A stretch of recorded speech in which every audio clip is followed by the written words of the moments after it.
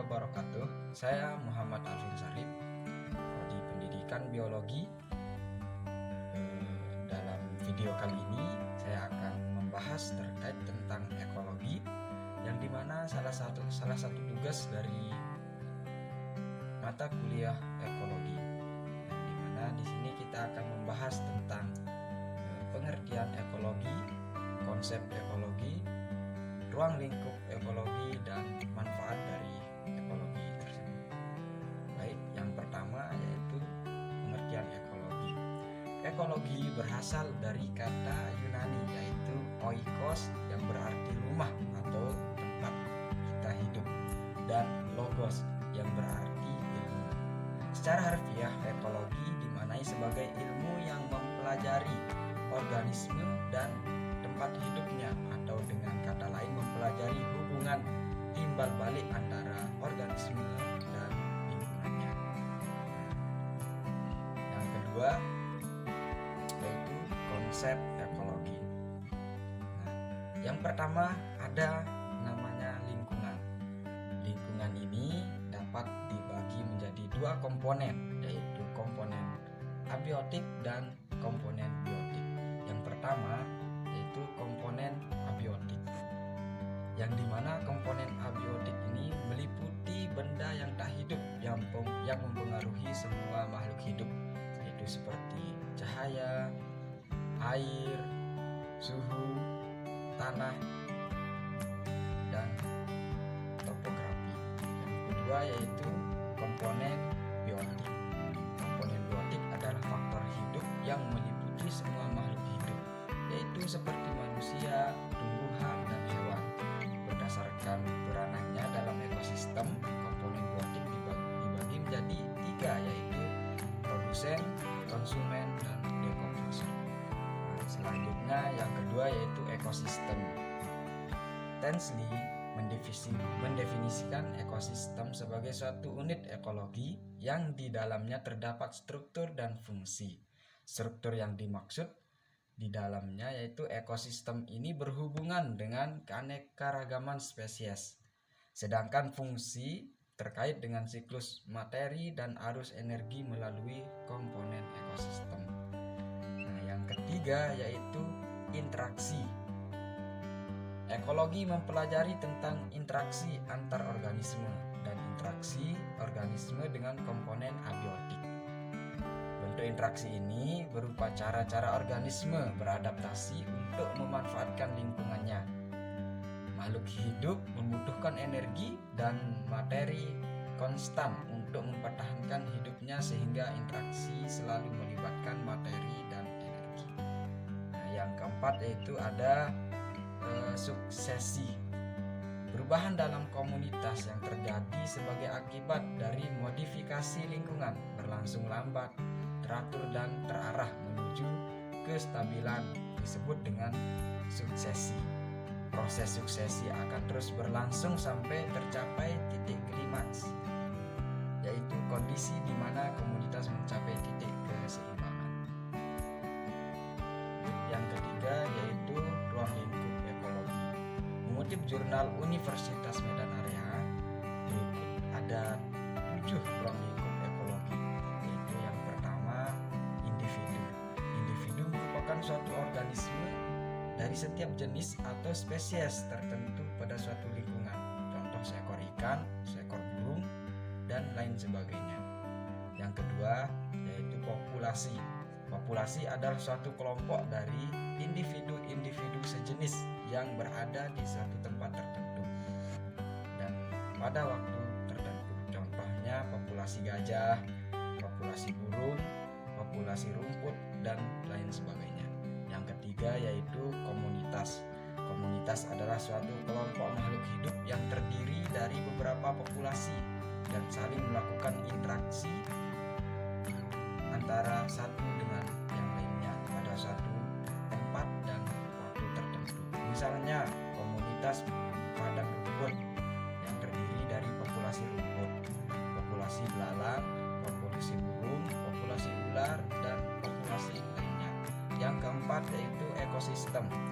Ekosistem adalah kondisi terjadinya hubungan timbal balik dan hubungan saling ketergantungan antara makhluk hidup dan tempatnya dan atau lingkungannya. Contoh seperti ekosistem hutan dan ekosistem air laut.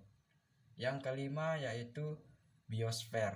Biosfer adalah tingkatan organisasi biologi yang paling besar dan di dalamnya terdapat semua kehidupan yang ada di bumi.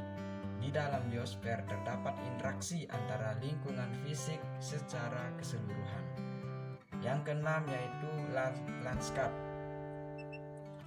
Energi lanskap fokus terhadap faktor yang mengendalikan pertukaran energi, materi, dan organis dalam suatu ekosistem. Yang ketujuh yaitu global. Ruang lingkup global bertumpu pada pertukaran energi regional dan pengaruh materi terhadap fungsi dan distribusi organisme pada tingkatan biosfer. Selanjutnya yang keempat yaitu manfaat ekologi. Mempelajari ekologi banyak sekali manfaatnya bagi kita selaku manusia dan juga bagi lingkungan. Yang pertama yaitu mengenal keanekaragaman hayati. Ekologi memberi manfaat kepada manusia untuk memahami berbagai makhluk hidup serta hubungan antara makhluk hidup dengan lingkungannya. Misalnya, bagaimana cara penguin bisa bertahan hidup di lingkungan dingin yang ekstrim. Yang kedua yaitu mengenal perilaku makhluk hidup. Ekologi bermanfaat untuk mengenal perilaku makhluk hidup dan hubungannya dengan lingkungan. Misalnya sistem sonar pada kapal selam yang meniru indera dari kelelawar dan lumba-lumba sehingga bisa bermanfaat bagi manusia untuk menentukan target atau lokasi. Yang ketiga yaitu pemetaan konsumsi pangan. Ekologi berguna untuk memetakan konsumsi pangan dan mengetahui struktur serta skala pangan dari setiap makhluk hidup.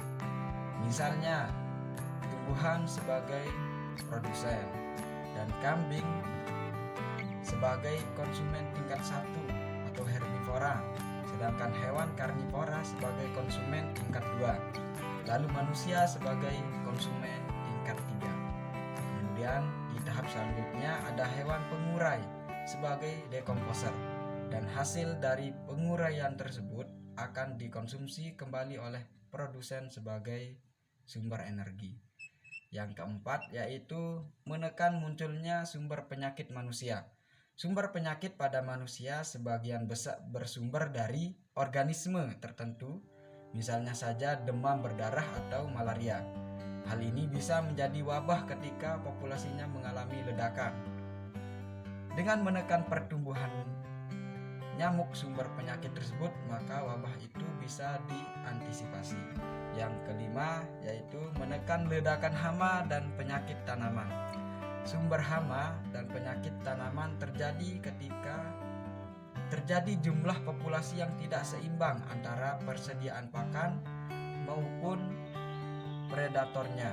Dalam kondisi yang optimal, setiap organisasi penyusun hayati jumlah populasinya akan saling dikontrol dalam mekanisme rantai makanan. Misalnya saja monyet ekor panjang yang bisa menjadi hama bagi tanaman yang dibudidayakan manusia. Ketika populasi berkembang biak tidak terkendali. Yang keenam yaitu solusi masalah energi. Ekologi berguna untuk membantu manusia memastikan adanya ketersediaan energi untuk menunjang kehidupannya. Misalnya penggunaan energi alternatif dari tenaga surya dengan tujuan untuk menghasilkan energi listrik. Manfaat selanjutnya yaitu yang ketujuh, solusi masalah pertanian. Ekologi bisa memecahkan berbagai macam masalah pertanian. Misalnya saja seorang petani yang membutuhkan beberapa mikroba yang menghasilkan nitrat dan amonium untuk menjaga kesuburan tanah. Yang kedelapan yaitu menekan pencemaran lingkungan. Pencemaran lingkungan bisa ditekan dengan mempelajari ekologi. Tumbuhan maupun pepohonan yang sehat bisa membantu menurunkan zat emiten karbon dan meningkatkan produksi oksigen. Nah, itulah teman-teman, ada 8 manfaat dari ekologi yang saya sebutkan di dalam video ini. Sebenarnya masih begitu banyak lagi manfaat-manfaat dari ekologi ini. Dalam mempelajari ekologi sangat banyak sekali manfaatnya. Mungkin hanya ini yang saya dapat sampaikan. Assalamualaikum warahmatullahi wabarakatuh.